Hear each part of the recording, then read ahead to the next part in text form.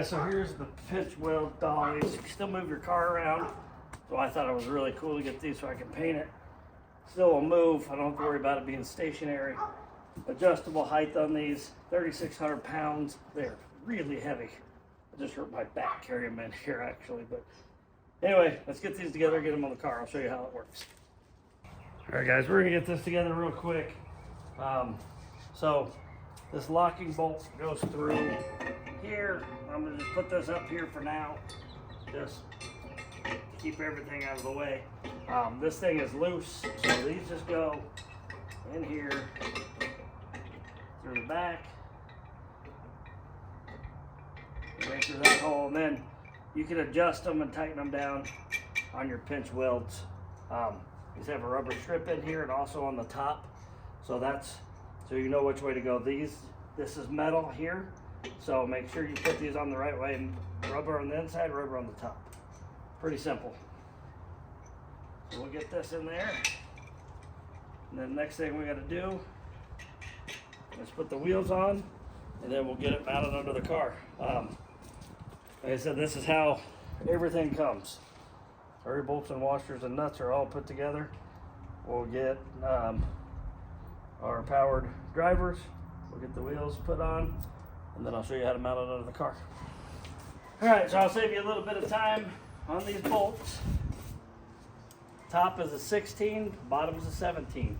So just got my powered ratchet, put a 16 on it, so I'll go through here, and then we'll put the 17 wrench on the bottom and get them all mounted. The last thing I got to do, comes a little chain that hooks this thing to here so you don't lose it. Pretty genius idea. So I'm gonna get that hooked on, build the other one, then we'll get it under the car. So I'm just gonna lift this thing up high enough to get these dollies under here. They're adjustable. I figure the higher I can get it, the better.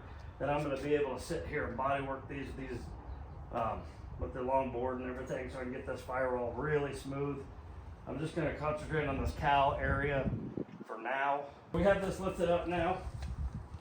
So I'm gonna get these to the right height adjustment. The reason I'm taking the subframe off is, I've talked about it before, I'm gonna paint and body work this. I don't want to get my powder coated subframe, paint on it and have to clean it, blah, blah, blah.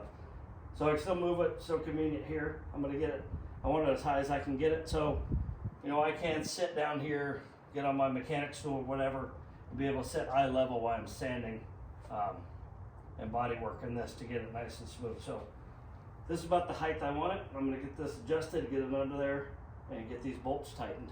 And then we'll go over placing this in a second. Okay guys, so I have that, both dollies adjusted, same height, everything. So I'm gonna go ahead and lower the subframe onto those and get it to where they rest, and we'll get it all, make sure those pinch welds are inside those rubber mounts.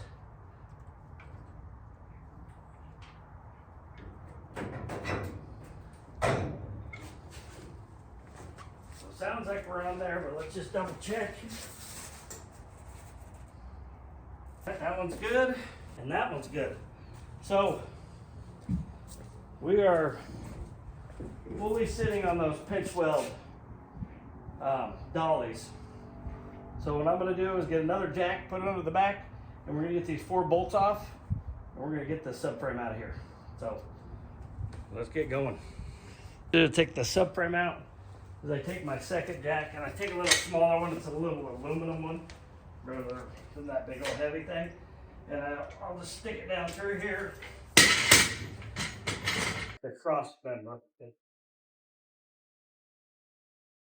And once I get it up there, and I know that this subframe is supported by 2 jacks, so I take those 4 bolts off, and I know it's not gonna fall on the floor and mess up my powder coating. So let's get those bolts out. So the last thing we're gonna do on these bad Larrys is we're gonna tighten that pinch weld up, because if this thing's moving around and you get this in a crack, you don't want this loose enough where it's gonna tip these jacks over or bend your car up or whatever. And as you can see, car moves around easier than it had the subframe on it. So should be real easy to do the body work and get this thing painted now like this. But pretty cool tool. I think after taxes, $230. So that'd save you some time, some effort. I would highly recommend it.